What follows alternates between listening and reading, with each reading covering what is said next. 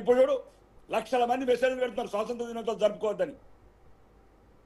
Right అండి. Okay, Mallayya Yadav గారు, నిన్న ఇవాళ జరిగినటువంటి పార్లమెంట్, నిన్న విద్యార్థుల ముట్టడి కావచ్చు, ఈరోజు కాంగ్రెస్ పార్టీ ప్రధాని నివాసం ముందు చేసినటువంటి ధర్నా కావచ్చు, మొత్తం ఈ 2 రోజుల పరిణామాలు చూస్తుంటే ఏమనిపిస్తుంది, ఏం చెప్తారు? దేశవ్యాప్తంగా లక్షలాది విద్యార్థుల భవిష్యత్తు ఇరకాటంలో పడుతుందని చెప్పేసి అర్థం చేసుకున్న తర్వాత, పేపర్ లీక్ అయిన తర్వాత కూడా స్పందించని ప్రభుత్వం ఆ రోజే ప్రతిపక్షంగా విద్యార్థుల తరపున మాట్లాడాల్సిన కాంగ్రెస్ ప్రతిపక్షం మౌనం వహించడంతో ఈరోజు జరుగుతున్న నష్టాన్ని పూడ్చడానికి యువత విద్యార్థి లోకం ముందుకొచ్చింది. వాళ్ళకు మార్గం లేక గత్యంతరం లేని పరిస్థితులలో ధర్నాలు తీరు, దానికి వాళ్ళు లాఠీలను ఉపయోగించారు పోలీసు యంత్రాంగాన్ని. ఈరోజు మా రాకేష్ అన్న చాలా గొంతెత్తి మోడీ గారి తర్వాత నిజంగా ఇక్కడ అసెంబ్లీ కంటే మోడీ గారు పార్లమెంట్కి తీసుకుపోయి సహాయ మంత్రిని పెట్టుకుంటే బాగుంటుంది. ఎందుకంటే వాళ్ళు ఎవరో తీవ్రవాద చర్చలు, తీవ్రవాద ఆరోపణలు చేసినప్పుడు తీసుకుపోయి లోపలేసి అయిపోయి అప్పటిదాకా ఎందుకు ఆగటం? వీళ్ళ ముసుగులో, విద్యార్థుల ముసుగులో ఎవరన్నా మామూలుగా తలదూర్చి కావాలని చెప్పేసి రెచ్చగొట్టే ప్రయత్నాలు చేస్తే వాళ్ళని తీసుకుపోయి కటకటాల వెనక నడితే ఎవరు వద్దంటున్నారు? కాంగ్రెస్ రాహుల్ గాంధీ వద్దంటున్నా, ఇంకెవరన్నా వద్దంటున్నారా?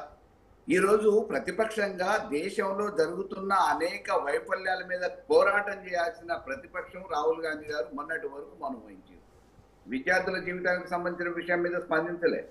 విద్యార్థులే మరో మార్గం లేక వాళ్ళ పని వాళ్ళు చేసే క్రమంలో ఈరోజు అట్లీస్ట్ ఈ క్షణంలోనైనా మద్దతు ప్రకటించిన పర్వాలేదు, బాగానే ఉంది.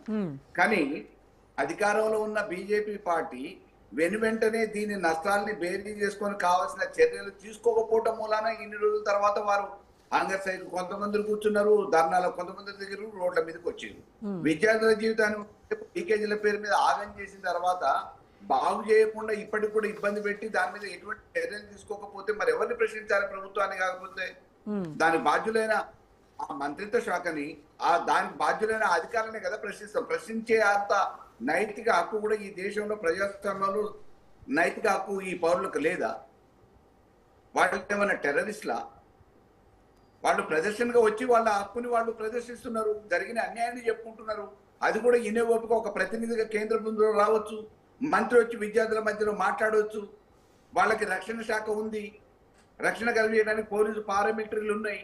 ఈ రోజు లాఠీ చార్జీ చేయాల్సిన అవసరం ఏముంది? విద్యార్థులు అంటే ఇప్పుడు చెప్పారు కదా రాకేష్ రెడ్డి గారు, విద్యార్థుల ముసుగులో కొన్ని అరాచక శక్తులు వెళ్లి ధ్వంసం చేశాయి, ప్రభుత్వ ఆస్తులను కూడా ధ్వంసం చేశాయి, అందుకోసమని లాఠీ చార్జ్ చేయాల్సి వచ్చింది అని చెప్తున్నారు కదా. అంటే ఈ ప్రభుత్వం చేతులు ఉడిగిపోయి కూర్చుందా?